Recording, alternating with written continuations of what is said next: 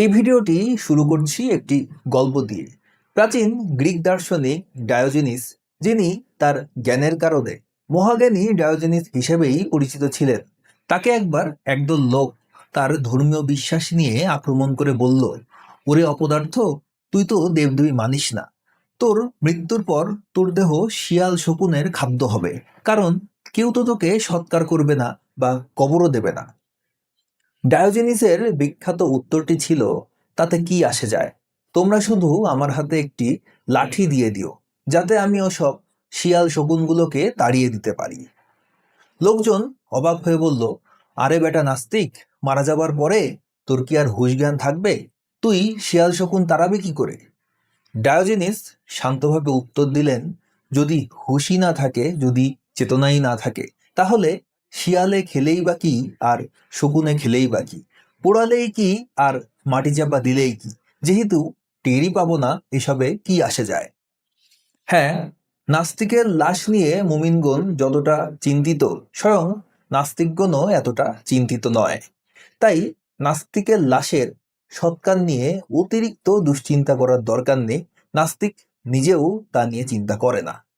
প্রকৃতির ক্ষতি না করে মৃতদেহ সৎকারের অসংখ্য উপায় আছে।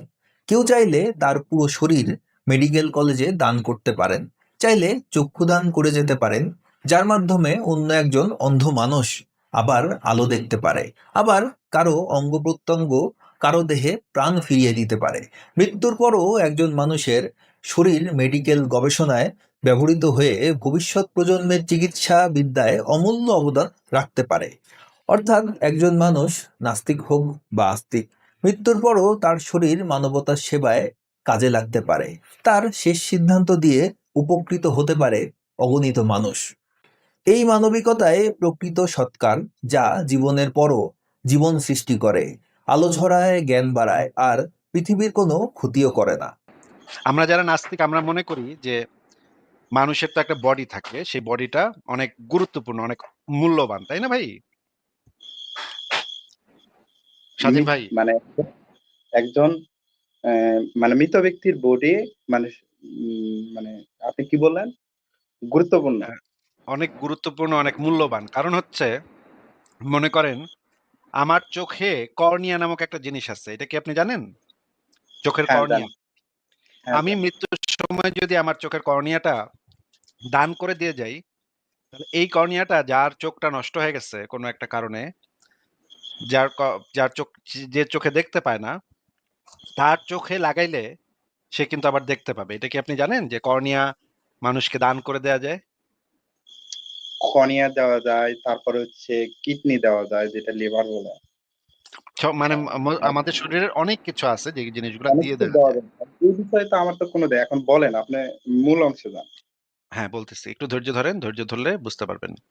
তো আমরা যেটা বলতেছি যে আমরা অনেকেই আমাদের শরীরটাকে ডোনেট করে দিয়ে গেছি। আমার বডিটাকে আমি ডোনেট করে দিছি।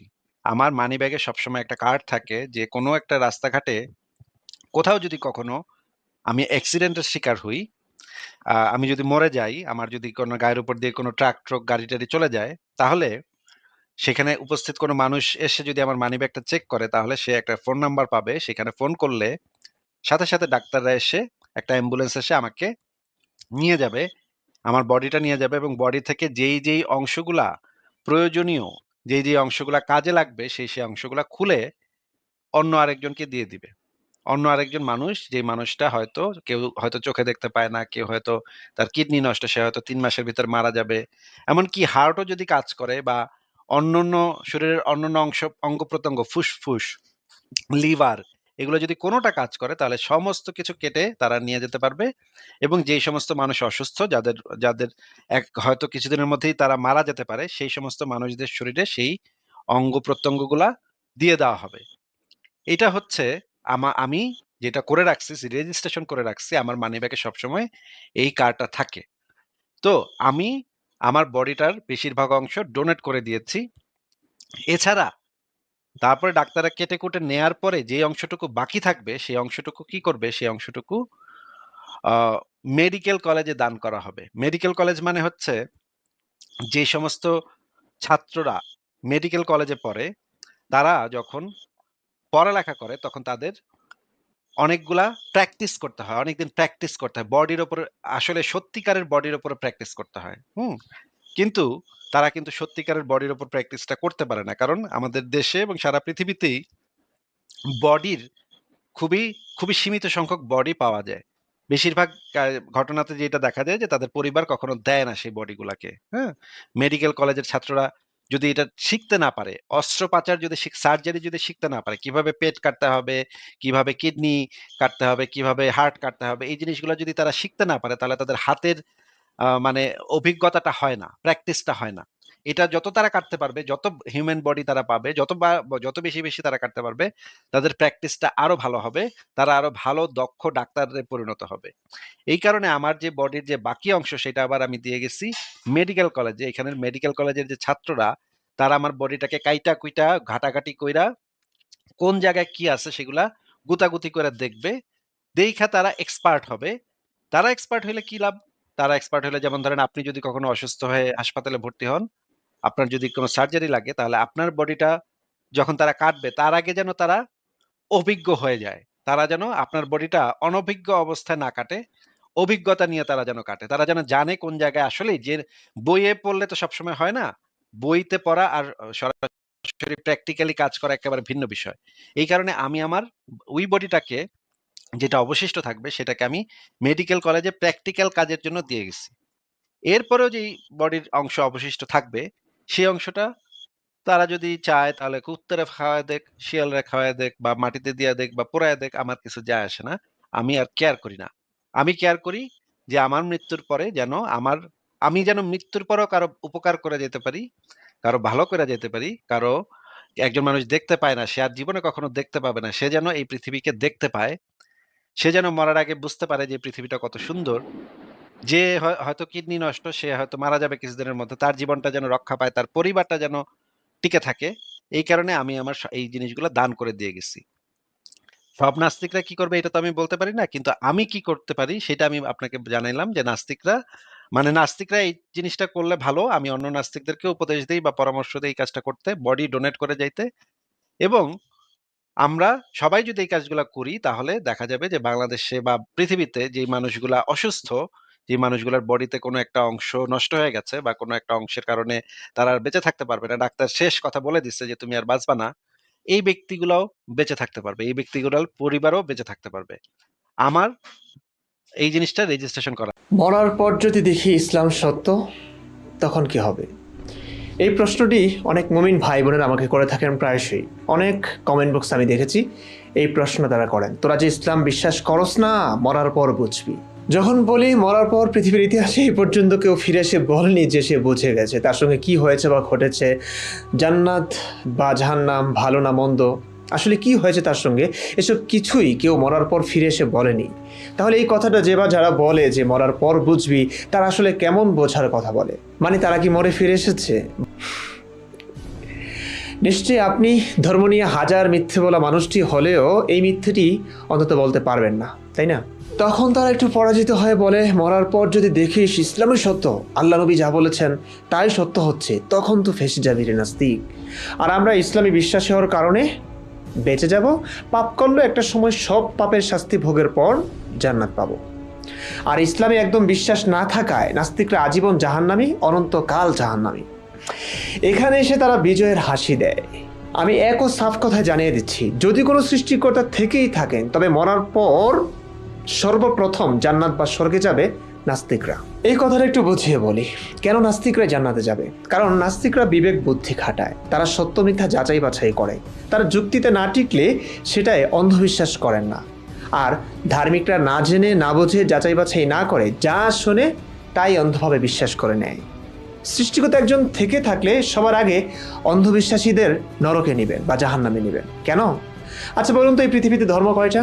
10,000 ধর্ম আছে পৃথিবীতে। প্রতিটি ধর্মই একজন সৃষ্টিকর্তা বিশ্বাস করে। এই সৃষ্টিকর্তাদের এক একজন আবার এক এক রকমের বিধান দিয়েছেন। হিন্দু ধর্মের ভগবানের সাথে মুসলিমদের আল্লাহর পুরোপুরি শত্রুতা, আবার মুসলিমদের আল্লাহর সাথে ইহুদি, খ্রিস্টান ও হিন্দু ধর্মের স্রষ্টার সম্পূর্ণই বিরোধ। এভাবে 10,000 ধর্মের 10,000 ঈশ্বর বা সৃষ্টিকর্তার একে অপরের মাঝে সম্পূর্ণ বৈপরীত্যের সম্পর্ক, সাপ ভেজির সম্পর্ক, আলাদা বিধান, আলাদা নিয়মকানুন। সুতরাং এটা যুক্তিযুক্ত হতেই পারে না। আমরা ধর্মহীন মানুষরা বা নাস্তিকরা কেন ধর্মে বিশ্বাস করি না?